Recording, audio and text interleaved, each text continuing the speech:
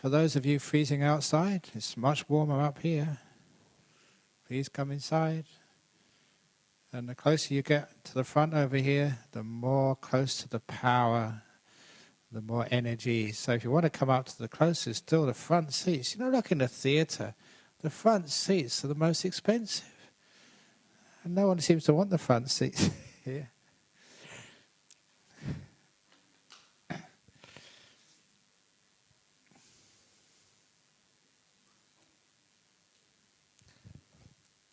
Okay.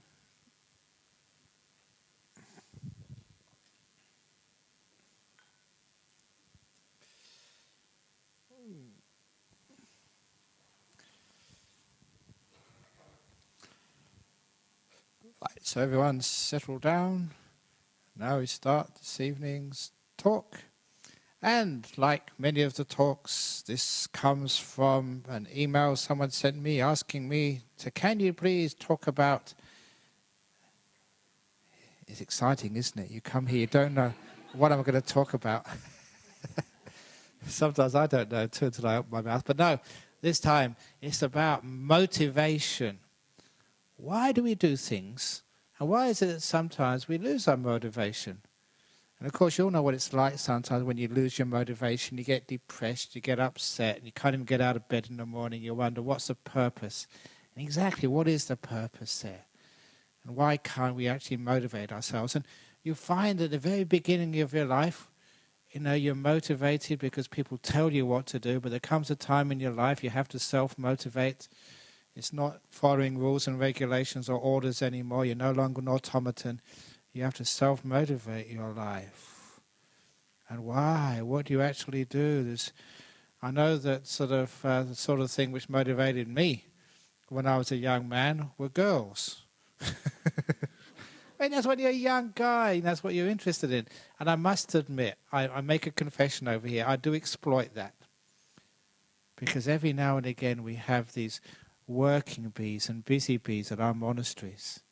And I found this the very first year when I was trying to build our monastery down at Serpentine. You get people just helping, just work at the monastery. And mostly the guys doing the heavy work. And the girls, they had these Thai girls. It's the custom in Thailand. Whenever you go to the monastery, they always dress up. You can't stop them. It's a custom. And so they get these young, pretty Thai girls would dress up when they came to the monastery. I'd always invite them to come a bit closer to the guys who were working. Because it's the nature of a guy. You'd work even harder if you see a pretty girl. And so I use that to exploit, to get the most work out of these guys, just having some girls around. You know, it works. It's really good. So it's total exploitation. That's the thing about being a monk. We know psychology. We know what motivates people to show off. And you get a pretty girl and the guys really show off and they try and dig the hole faster. As far as I'm concerned, I'm just happy to get the hole dug. But isn't that the case? A lot of times, what really motivates us is to try and impress other people. And that's something in your life, you know, you look at and you focus on. And that really sucks, doesn't it? You spend all your life trying to please other people. And what do you get out of it? Criticize, not good enough, you're hopeless. It's just so hard. We really, really, really work hard trying to please and trying to do the best job we possibly can. And of course, we're imperfect. No one ever can actually meet those high standards. And so because of that, in the end, we get to this, we lose our motivation for trying to please others. At least I hope you do. I hope you're coming here not trying to please others, but trying to find another way of motivating your life. Because look, that's what really runs our societies, isn't it? Why do people have big cars?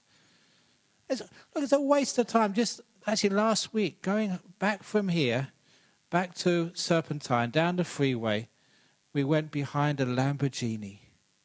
And it's a Lamborghini car. I said, hey, look, that's a Lamborghini. It was stuck in the traffic just like us. What's the point of having a Lamborghini in heavy traffic? And even if you do put your foot down, you get caught by the speed cameras. It's a total waste of time. Why? Getting a Lamborghini doesn't get you anywhere faster than just an old Ford or Honda or whatever you've got. I should be careful here. Or because this talk is not being sponsored by Ford or Honda or Hyundai or Toyota. I've got to be careful to mention everybody, otherwise I get into big trouble. But you don't get there faster, so why do people actually buy a fast, expensive car? What's the point of it? Of course, you all know the point. Look at me. I'm in a fast car. I've made it in life. Have you made it? You're just an idiot, that's all. Wasting all your money just on a fast car. You know what, I must admit, though, I must put my hand up that once I really enjoyed myself one day because, I went into a stretch limo once. You know the occasion? I was in the back of a stretch limo because part of being a monk, doing funeral services. And it's the only time I've been in a limo. Because what actually happened, it was a sad occasion because this family of Buddhists, the first child, died. It was born with complications, and after a few months, they tried their very best. The doctors gave 100% trying to keep this kid alive, but sometimes it doesn't work. So the child died, and the parents, they were just too upset actually to go to the funeral service. So they asked me, can I just go with the casket, to the crematorium and just do a little bit of Buddhist chanting, and just meet myself, the two funeral directors, and the coffin. And of course, they wanted to send their kid off in the best possible way, so they hired a stretch limo for it. So there was have you ever been in a stretch limo? It's a huge car, and there's two seats facing each other. So, in the front was the little coffin, which was only a tiny thing. No one could see that. And I was in the back, and these two uniformed drivers were in the front. And so every time we stopped at the traffic lights, this was about maybe 20 years ago when the first stretch limos came, people actually, looked through the window to see who was this guy with two uniformed chauffeurs in a stretch limo. And of course, when they looked through the window, they couldn't see the coffin, they could just see me. So I waved regally at everybody. You really enjoy playing around as a monk like that. But why do people actually have big stretch limos or big cars? Why do they have even big houses?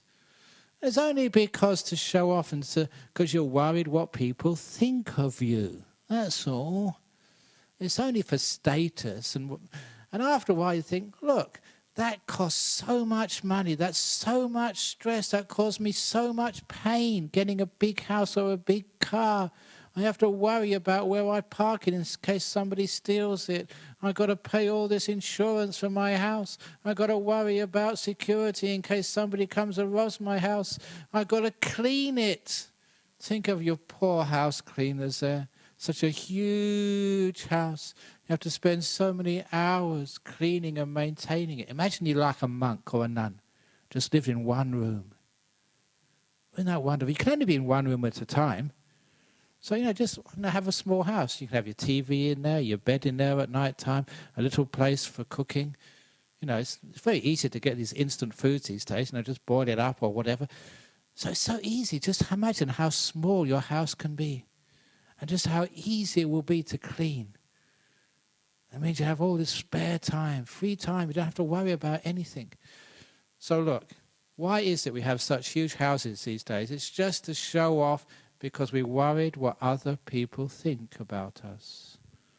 The same with the clothes and everything else. That's not a good reason to motivate your life. It costs too much, and it also just drives you crazy after a while. And as the old story goes, it's usually the people who are so worried what other people think of you, the ones who are really concerned about not self-esteem, but peer pressure, are the young people. Teenagers in your 20s, that's the time you are most concerned what other people think about you. But sometimes when you get into your 40s, you can dress daggily, don't have to worry about your makeup or hair, because you're past that. You just take it easy. Don't give a damn what other people think of you in your 40s and 50s. That's the next stage in life. The first stage in life, you're really concerned what other people think of you. 40s or 50s, you don't give a damn what people think of you. And finally, you wake up in your 60s, you find out the secret, that people weren't thinking about you anyway. And if you could only realize that when you were young, you'd have a much better life. So if you are someone who is really sensitive to other people's opinions and criticism of you, you have a lot of suffering. If that's what motivates your life, you're really asking for a lot of trouble. Because people will criticize you, they will put you down. If that's the most important thing in your life, you'll soon get depressed. And a lot of depression comes from that. You lose your motivation working so hard to please other people, and it doesn't work, so you give up trying. That is not the best motivation for your life. So what other motivations can we have? Instead of trying to please other people, obviously the pleasure principle is an important part of life. We do things because we enjoy it. Now that's not such a bad principle, as long as we realize what we really do enjoy in life. Why do people go out and get drunk at night? Because they think they enjoy it. It motivates them. They're looking for some happiness and pleasure. Why sex? Why movies? But look, if you do too many movies or too much sex, after a while, there is satiation, just too much. You think, just what's the point of this? Because the physical pleasure principle, if that's what motivates you in life, after a while you get jaded, is the word. If that's all you really want in life, is this it? And so that doesn't really work, just going for physical pleasure. Which is one of the reasons why a lot of you are here this evening. Yeah, you've been there, you've done that. Surely there must be something else which gets us out of bed in the morning, motivates us. And that physical pleasure which I was talking about, it's more like for me. There we get into some higher motivations, which are just the motivations for compassion and caring for other people. And that's a much greater motivation. So once you've got sort of worrying what other people think of you, and just the pleasure, the sensual pleasure principle, you go for compassion. Now that is a far greater motivator for a person. And it's something which is a sustainable motivation. It can really get people going in life, just wanting to do things for others. But there's a danger with that compassion, because sometimes that compassion can turn into the negative motivations. And the negative motivations is, the government is hopeless, the government is terrible. Out of compassion, we should get rid of this government. Those Buddhists who don't believe in God, they're terrible, we should get rid of them. A lot of times, a lot of wars are started by a perverted sense of compassion. Really think that these people need to be got out of the way. They need to be culled.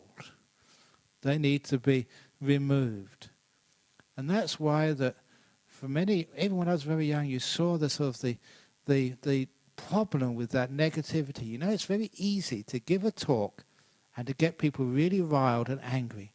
And if you've ever heard a talk like that where people are they're taking an issue, whether it's like live animal exports, or whether it's violence or prostitution, child prostitution, or any issue which can really sort of get under people's skin.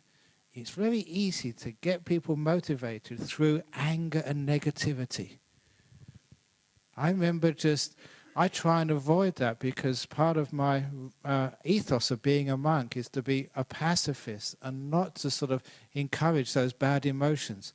But I remember that once I did accept an invitation to go to I don't know if it was really a political demonstration, because the dentist was there with me that time. It was just before the invasion of Iraq, the Iraq War. I think it was the first one, wasn't it, or the second one? I don't know which one it was. I can't remember now. So I accepted the invitation to go to the State Parliament House, on the steps where the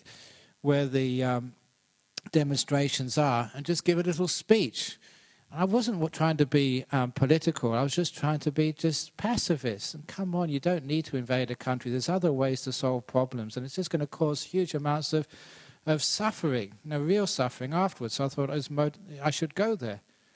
But I was very concerned, because as soon as I started talking about, we shouldn't send the troops into Iraq, and all the orders, no troops in Iraq.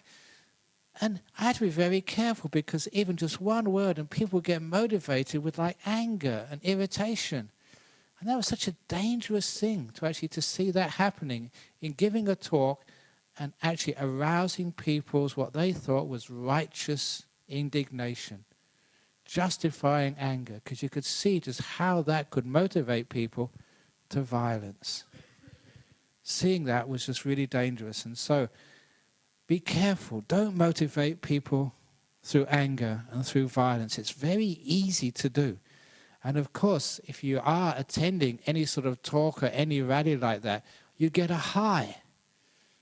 Because when you're motivated out of anger, there's a cause, there's a problem which needs to be solved, and it's amazing the amounts of energy you can generate inside of you, through anger. Now, there's a really big problem there. And so the way to overcome that type of motivation, you've got to, which is a perverted type of compassion. You really think you're doing the best for other people. You really feel that you're solving the problems of the world. You really think that there's somebody who should be taken out of the way because they're causing too much suffering for other people. That is just so dangerous. And as a Buddhist, no, don't go down that path of motivating people through anger. It just turns on yourself. The anger is a little demon which you set free, and once it's set free, it's going to turn on you, and it's going to destroy you as well. So whatever cause you have, whatever is right, it's not the sort of, this is part of the motivation, it's not motivation to try and solve the problems of what's going to happen in the future. The problems are always in the present moment. The problem is that anger. The problem is that violence. It's motivating a person to make sure the process is correct rather than the outcomes. Looking at the process. It's not what you're trying to achieve, but how you're trying to achieve it. Because, if you use violence to get rid of a wrong, you find usually that you create another wrong. It's a little poem which I remembered from the time I was at university from William Blake. And I think I mentioned this at that talk at Parliament House. Vengeance to the tyrant fled, and caught the tyrant in his bed, and slew the wicked tyrant's head, and became a tyrant in his stead. And that's just such a beautiful little statement there, which notice that the people who actually are motivated through righteous indignation, through the just cause, what they think is a just cause, and express their anger and violence, they usually become the tyrant in the future. They don't solve the problem. They just transfer the problem from our enemy to us. We do become our enemy. So that's why if you are motivating, please don't use this perverted type of compassion, which is like anger. Because you be careful there, because you really think it's justified, you're doing the right thing because you think these people need to be taught a lesson, these people need to be saved. Please don't go that path. So instead we have the real kindness and compassion. The kindness and compassion is like realizing, this is basic law of karma of Buddhism, that if you want to have a peaceful, beautiful, happy, successful, harmonious world, you have to make it in this present moment. It's now. So if you make moments of peace, if you make moments of kindness, if you do little acts of compassion now, that is how we get the beautiful future. And so you don't make a beautiful future with moments of anger and violence and ill will. It's a longer road. It's a tougher journey. But it's the only way which works. Sort of anger arises very quickly. And it lasts a long time, at least its effects will last a long time. Anger can sometimes be spontaneous, and violence is very fast. But its effects go down generation after generation after generation. You know that I do go travelling a lot, and just early this year, was it this year? Sorry, no. It was last year, sorry. I went over to Frankfurt to teach a retreat. It's the second time I've been over there. And there's one thing which I noticed, which actually people told me, because this particular temple was spending a lot of time doing counseling for people. And what they were counseling people was post-traumatic stress disorder from the Second World War, which finished over 66 years ago.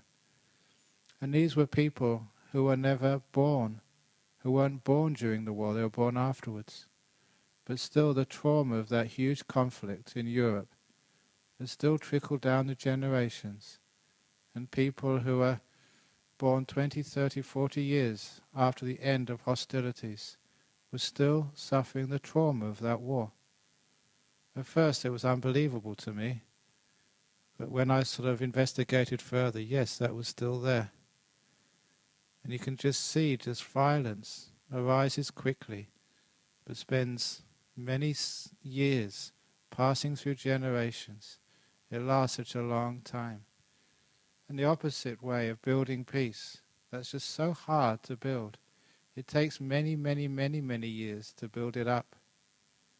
But once it is there, it just heals and lasts for such a long time. That's why it's much harder to motivate yourself with compassion, because it's a longer haul, it takes more time. But it's also, you can actually feel, you know it's the right thing to do. Because a lot of time with finding the right motivation, we have to be far more sensitive to our feelings and thoughts inside. And there's a little story, a little anecdote which I wanted to put in here, which one of the main reasons I wanted to give this talk and fit this one in here. I heard this little story when I was in Phuket. It's just it's putting together motivation and also one's mindfulness of actually knowing what one is doing and why one is doing it. Because a lot of times for many people you don't understand what your motivations are. The whole inner world is a confusion, it's a jungle.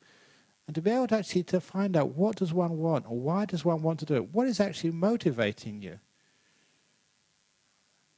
There's a little story about someone making a choice in their life. They're making a choice. Now what might the choice to be? To buy a hamburger or to buy sort of some sushi. What are you going to have for dinner tonight? And when you cannot decide to buy a hamburger or get sort of some healthy sushi. So what a person does, they toss a coin. Heads, hamburger, tails, sushi.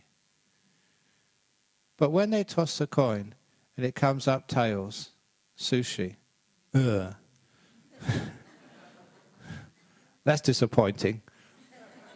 Let's try 2 out of 3. Have you ever done that? Now, what that actually means, it is actually showing you that you don't want the sushi, you want the hamburger. And that was one of the best things about tossing a coin when you make a decision. Because tossing a coin doesn't tell you which path to go, doesn't tell you what you're going to do. It tells you what you really want to do. And if you toss the coin and it comes up, heads, yeah! And it shows you that's what you always want to do in the first place. If you toss your coin, bleh, then that is revealing your emotional bias, what you really want to do. Or not just your emotional bias, that's a wrong word to use, bias, but your intuition, your intuitive knowledge of what you really want and what's really happening inside. And so a lot of time the tossing the coin method is not a way of making decisions, but it's a way of finding out what you really want to do. It's uncovering your motivations, the why and what. So it's a very beautiful way. And anyone who wants to make a decision in life, and a lot of times you come and bother me when you want to make decisions. Ajahn Brahm, should I change my job? Ajahn Brahm, should I carry on with this guy or should I dump him because he did this and did that? But you know, a lot of times, those of you who are counselors, you know why you actually come and talk to a person? You don't come and talk to the counselor or to the monk or to the nun actually to get a decision from them. You just come to actually to find out what you want to do. And a lot of times people come up and they talk to me about some enormous decision they're making in life. And at the end, I end up saying, well, you've already told me what you want to do. Because you can tell from what they're saying, they're always biased towards one side or the other side. They're telling you what you want to do. And so I said, well, you just told me what you want to do. He said, yes, that's actually why I was talking to you. They just want to find out what they want to do. They don't want to be told. And of course, that's what you can do with a coin. And you can actually save a lot of money going to professional counselors doing that. But it's actually revealing what your motivation, what you want to do and why you want to do it. And a lot of times, you know, your intuition is pretty accurate. I think it's pretty honest and it's pretty pure. It's usually when you get into the thinking mind, that's usually sort of stuffs things up, because people think in such weird ways. And they think it's logical, but it's totally illogical. The feeling inside, I've got this great trust that the feeling inside human beings, their idea of what's right and what's wrong, what's good, what's kind, is there. It's inside of you. And if you actually trust that, much more than any words, any philosophies, any religions, or any logic, if you trust what's inside, that's usually far more dependable. And when I heard this story, they actually said that there's been research done which actually showed, yes, it is much more dependable. You usually make much better choices when you feel them rather than you think them. And you follow what you really feel you need to do. That's usually far more dependable. So that is actually getting into the heart of this motivation, finding out what you really want to do. And if you follow that way, you usually find out it is real compassion and kindness. You really want to do the best for everybody. But of course, when you're motivated, I already mentioned an important part, it's the best for everybody. Because sometimes what motivates people, what they think is kindness and compassion, is not kindness and compassion. Sometimes that they do this, they're acting, and they left an important person out of the equation. There's another story I haven't told for a long time. In ancient India, many hundreds of years ago, the education system was such that you went with a one teacher, and the teacher had many, many disciples, and he taught you everything. It was like what they call a polymath. And once you graduated from your teacher, then you could actually set yourself up as a teacher. So in ancient India, many, many centuries ago, there was a very famous teacher who had only received a limited amount of disciples, and he taught them many, many things, not just things like medicine and calculation, astronomy, and all these other arts which were there at the time. But he also obviously taught them to be good people. Now, what happened when they were just all about close to graduation? He wanted to give them a test. But it wasn't just a test to see how much they learnt over those years. He also had another problem. And that problem was his daughter, who was of marriageable age. And it was the custom in those days to have arranged marriages, and being a teacher, he was supposed to marry off his daughter to his best disciple. So he brought all of the guys together and said, you know my daughter, she's very pretty, I know you all like her, you know you'll all love to marry her, and I got to choose which one should marry. And it's also to find out which of you has learnt the most over all the years you've been with me. So I decided to give you a test to find out who's the smartest and the most obedient. But also, I have another problem. You know, when people get married, they need to find themselves a house, or at least a little hut. You know, they've got to get their basic necessities of life together. And he said, I've got to find some money for the two of you, and I'm so poor. So in order to, in the old days, I would say, kill two birds with one stone, but being a Buddhist now, I don't use that. I say, cut 2 carrots with 1 knife. You know, you've got to use Buddhist terminology these days. It's a terrible, kill 2 birds with 1 stone, that's a terrible. So cut 2 carrots with the same knife. It's a much better one. So in order to cut 2 carrots with the same knife, he said, this is the test I'm going to give you. I need some money. I've also got to find out who's the smartest. So I want each one of you to go into the local villages at night time to steal.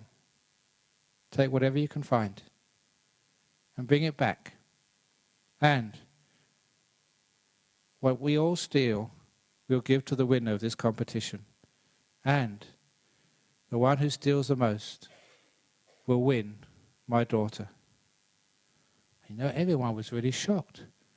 The guy was asking him to steal. This was terrible. And he said, no, look, this is what I want you to do, but one important point.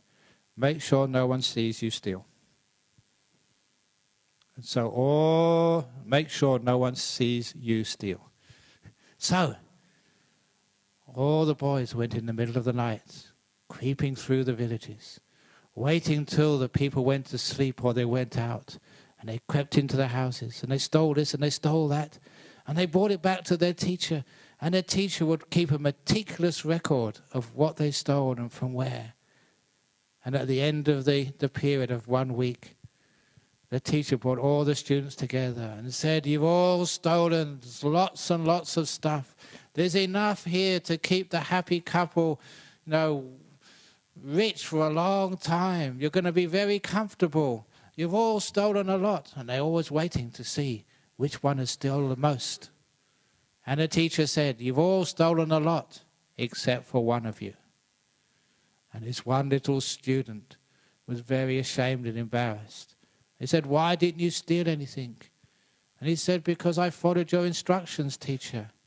But my instructions were to steal. He said, yes, well, I tried. But you also told us, if anyone is watching, don't steal. He said, I went into the houses at night. I waited till no one was there. And I went in there and I saw these valuable items. I went to pick it up. And I realized someone was looking. Me. I was seeing me steal. That's why I couldn't follow your instructions. And of course, the teacher said, at last I've got one wise disciple. After all I've taught you about self-responsibility, it's true that other people won't see you, but you see you. And he said, that's the only student that's followed my instructions. After all these years, only one of you is wise enough, so you can marry my daughter. And as for all this stuff you've stolen, I'm rich enough, I don't need it. Take it back to where it came from. And don't worry, because I told all the villagers to expect you. This was a set-up, a scam to find out how many of you knew what it meant not to steal if someone is watching. And of course, that's yourself. How many of you realize that you count? It's not just other people watching, you're watching you.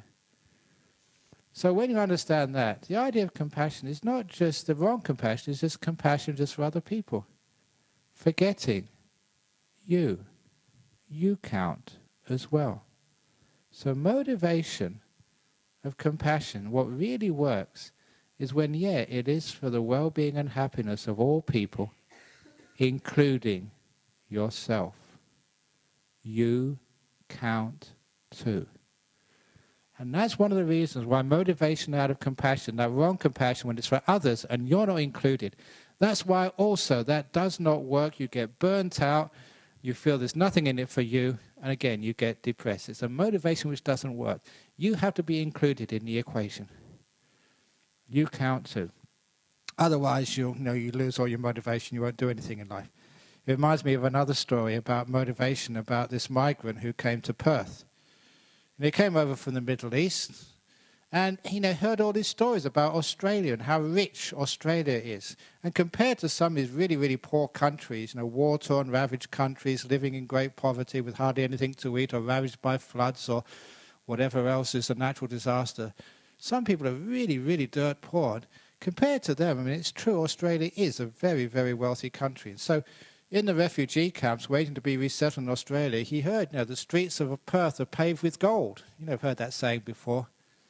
And of course he didn't really believe it, but as soon as he arrived at Perth Airport on the migrant visa, as soon as he walked out of the airport, he looked down and there was a $2 gold coin on the floor. My goodness, the streets of Perth are paved with gold. And so he went down to pick up the gold coin. And then he stopped himself and said, no, I've just arrived. I won't start work until tomorrow.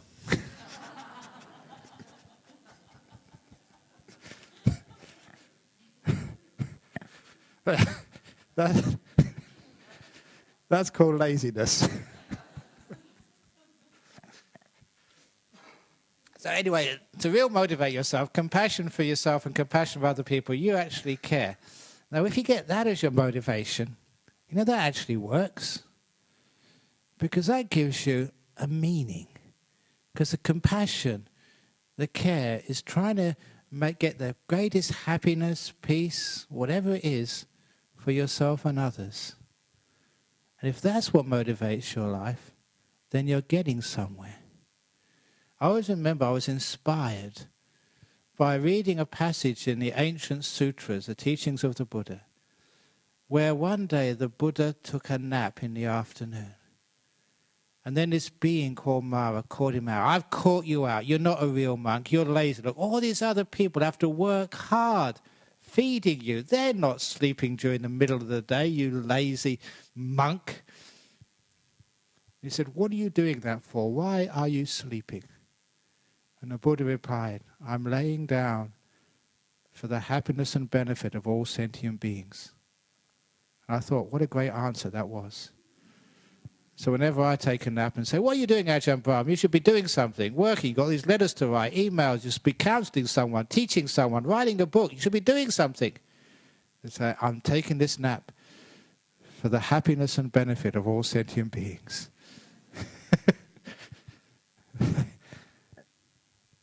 No, I'm being serious now. Why didn't you do that? Because isn't it the case that you need it too? Remember, other people have to put up with you. So if you're taking a rest, if you're taking a break, if you're giving yourself some peace and relaxation, it's other people get the benefit from that. Because when you're really tired, you're tense, you're upset because you're physically tired and drained, that's why people get grumpy and upset and angry. I gave a talk about that a few weeks ago. One of the great reasons why people get angry is because they're tired. I mean, really, really tired. They haven't given themselves a rest or a break. And if we took all the angry people in this world and just put them in a 5-star resort and gave them a rest, when they came out afterwards, I'm sure there'd be much better people. They wouldn't be so angry, would they? So if you've got a boss from hell, I mean, many people have got boss from hells, make a collection in the office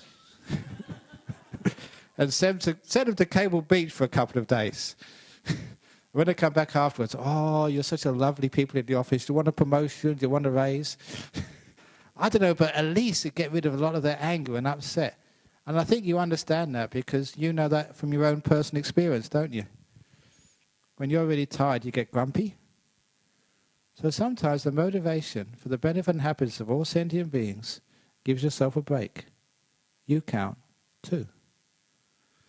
And that motivation is not just giving yourself sleeping all day and all night, but it's also motivating yourself that there is some good to be done in this world. There is some beautiful things to happen. There's a lot which we can do to make a better world. And that is what motivates you, because you live in that world too. So our motivation is for the happiness and peace of all beings. You're included. Now, how that actually pans out in your life, what you can do, I'm not sure what you can do, but there's a lot we can all do together. I spent my whole life building monasteries or building Buddhist centers or writing books and giving talks like this. And sometimes I ask myself, what am I doing this for? Haven't I given enough talks? Apparently on these little iPods now, you get, someone said about 250 Ajahn Brahm talks. And they're selling it for about $10. I've worked out it was about 5 cents a talk. That was really dispiriting. This talk only worth 5 cents. But anyway, no, you don't. You're motivated just for the fun of it, and because it's worth doing, and because it makes people more peaceful and happy. And when you get a bit of feedback, that really, really, really does motivate you to try even harder. And, you do get that feedback. Someone comes along and says, that talk or that little saying you did saved my life. It stopped me hanging myself, stopped me killing myself. And there's a huge amount you can do, with these teachings. That positive energy which you can give out really, really can make a difference in this world. And of course that means you are actualizing your motivation for the benefit and happiness of all other beings. You can do something. And each one of you can do an enormous amount, even if it's just smiling at people every day. I think he's not here today, but where is he? Chris Perrier, he did this little happiness seminar, I think just, it was a few months ago. Whereas just asking people, giving people a little task to do. Go out there into the community, smile at someone or give a person $1 or whatever it is. Just these small acts of kindness and just to see its effect. And of course, once you get into that and notice how it works, your small act of kindness comes back to you manyfold. It's called the law of karma. It means you motivate yourself. It encourages that motivation. It strengthens the motivation to work harder, to make a better world, to be kinder. You don't need to do big things. Just small little acts of kindness. Somebody just, needs a hand. Somebody just needs someone to talk to. Someone just needs someone to smile, to get a smile from. It's amazing, just small things, just how much they mean to other people.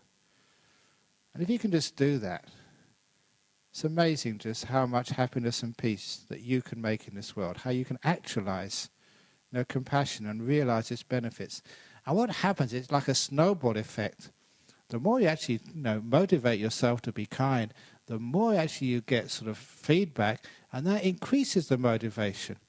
And you just get into this, just trying to be kind, trying to be compassionate, and it becomes a great source of fulfillment and happiness in life.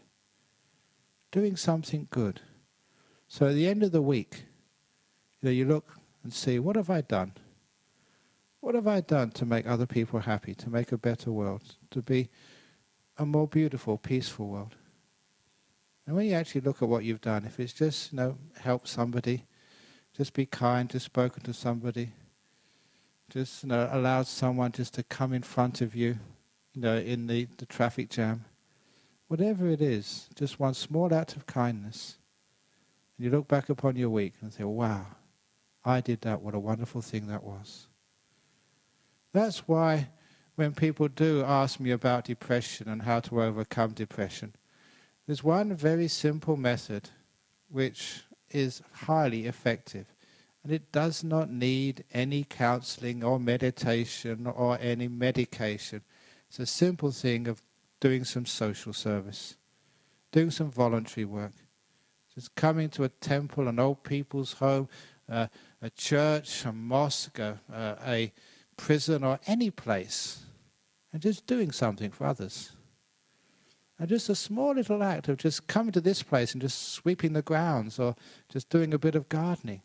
It's amazing just how much happiness you get back. When I was a student, I was a student, stupid, just learning about the meaning of life. But I was a Buddhist. I decided to become a Buddhist when I was 16. And when I went to university, of course, most of my friends were Christians. And I was really worried about what other people thought of me, and especially what they thought about Buddhism. So I was very, very competitive in religion when I was at university. So if the Christians did something, I had to do better. So when I found out a couple of my Christian friends were doing voluntary work in this hospital for people with Down syndrome, I said, I'm going to go too. It was just competition. It was nothing sort of noble at all. It wasn't really compassion. But I started going and spending everything Thursday afternoon in Fulbourn Hospital just outside of Cambridge, just doing a bit of voluntary OT work, occupational therapy work, with these Down syndrome kids. My Christian friends, they dropped out after 2 or 3 weeks. I kept on going there for 2 years. And they told me I was the longest volunteer they'd ever had in that hospital. Now, I'm not feeling good about myself and just how proud I was to be able to do that. Because when they actually told me, I said, well, what's the problem? I just really enjoy doing this. Even though you were a student, had many other things which were important in your schedule, just going and doing a little bit of social work like that gave me a huge boost of energy. Those days, those Thursday mornings when I woke up, this is the day I'm going to the hospital today, I really look forward to it. So much so that there was one day, just towards the end of my time volunteering, that I was so competent by this stage, they trusted me so much, they gave me a whole group to myself while they had a rest and did their paperwork. Probably totally illegal just letting a volunteer look after the whole class, but they could trust me. So they gave me one class before the tea break and another class after the tea break. What I didn't realise, there was only 2 classes. During the other class, they were getting all of these Down syndrome kids to make me little presents. And the first class, which I was teaching, the other class did the presents the first session. When I swapped over, the other class did the presents for the second session. And afterwards, they made this presentation to me. Because they said I was the longest serving student they'd ever had. They wanted to make a presentation.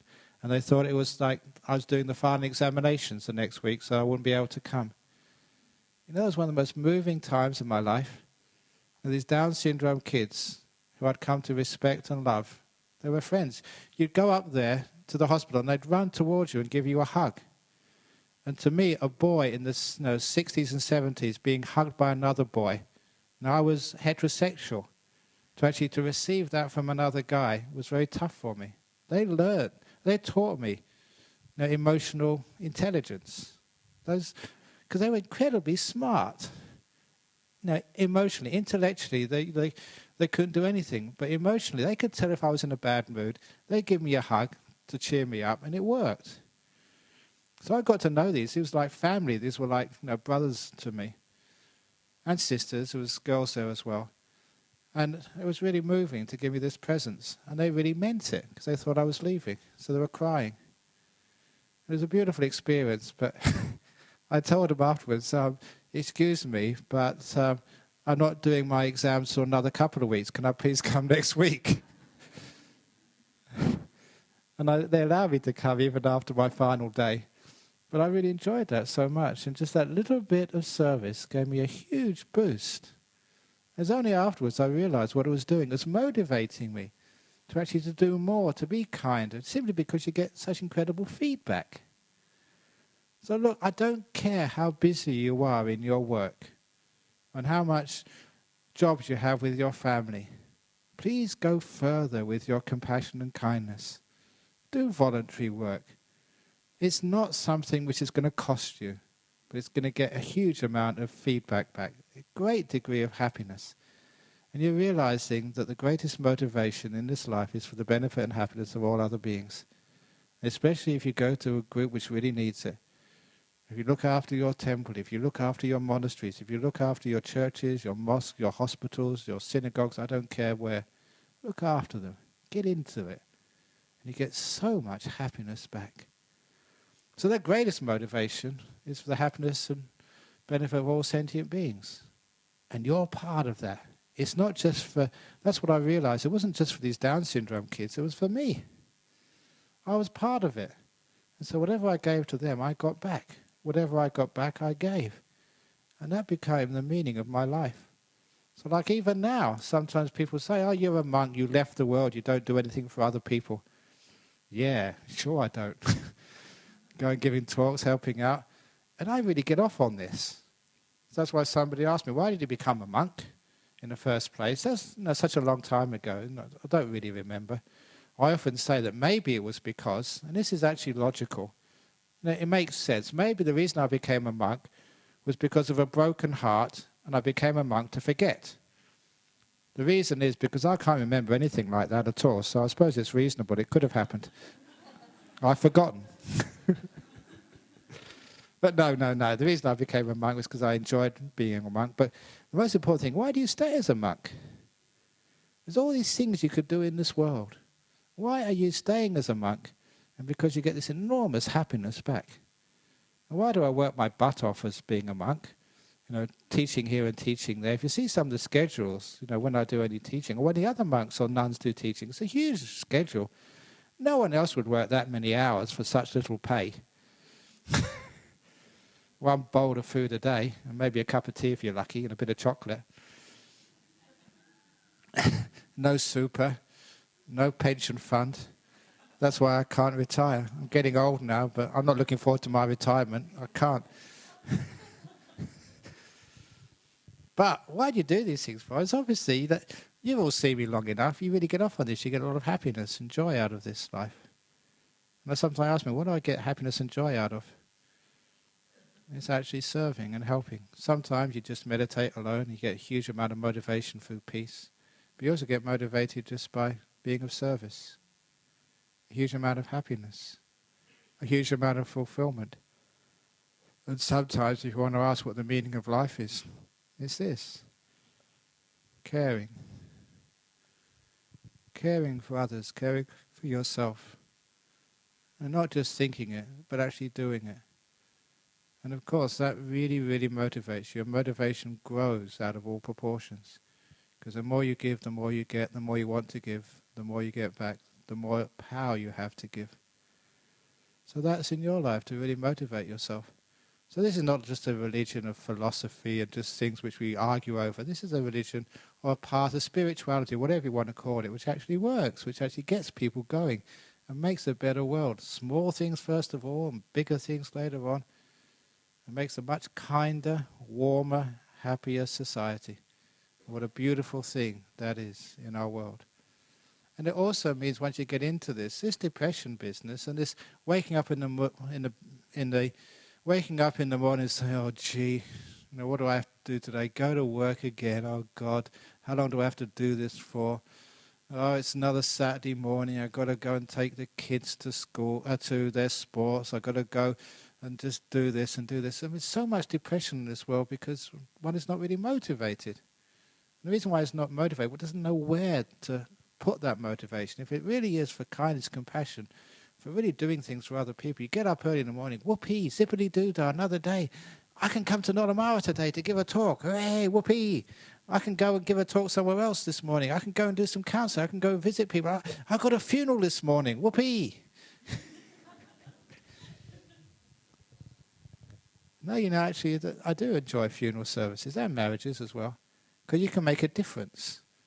You can take these important parts of people's lives and turn them all around. Still remember this, one of the first funeral services I did over here in Perth. There was this young guy, he was from UK, and he's only about 23, 24. He developed cancer. It was terminal. And he was over in one of the first hospices, which was, over in Netherlands by the river, the old hospital over there somewhere. What was it called again? Netherlands or Dalkeith somewhere?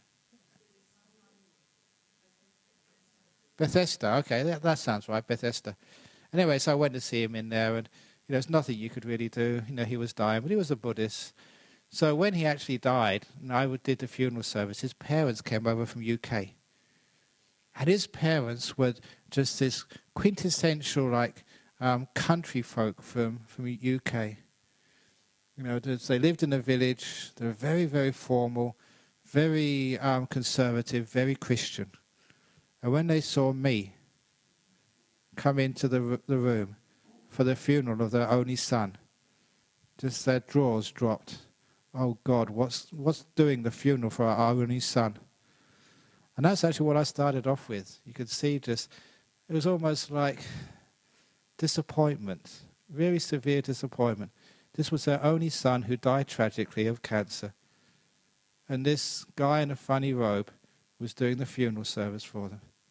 At the end of the funeral service, about 25 years ago, they were so impressed they gave a $500 donation, just out of joy.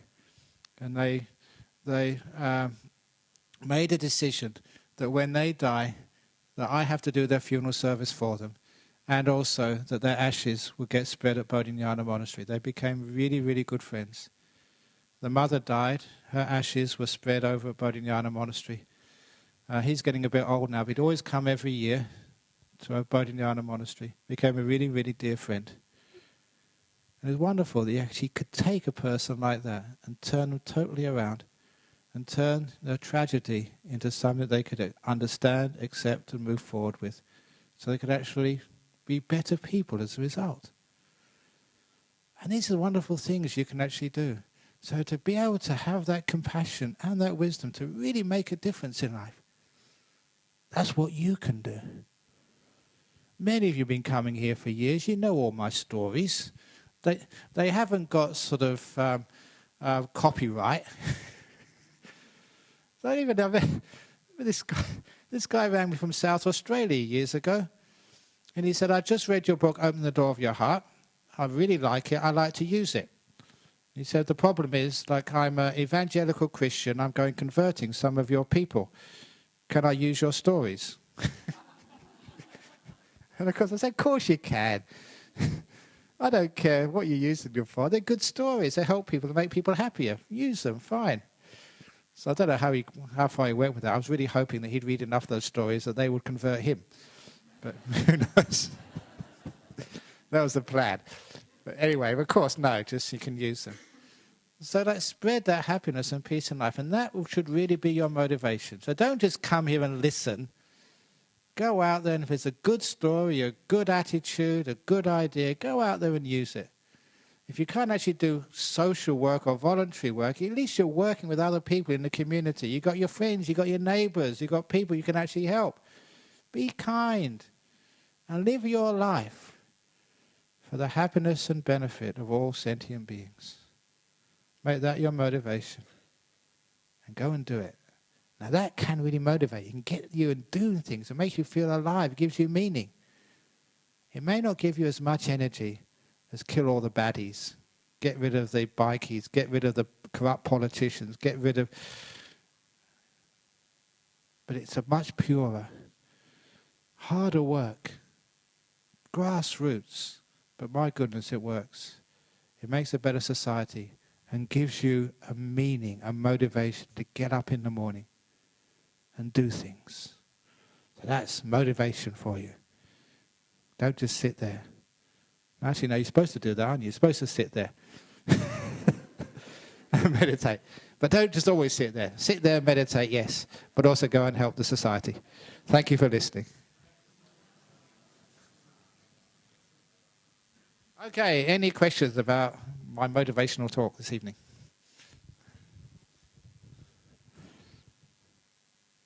Is none of you motivated to put your hand up? For the benefit of all sentient beings? Yes, thank you, Lawrence. You're a very kind man. Oh, yeah.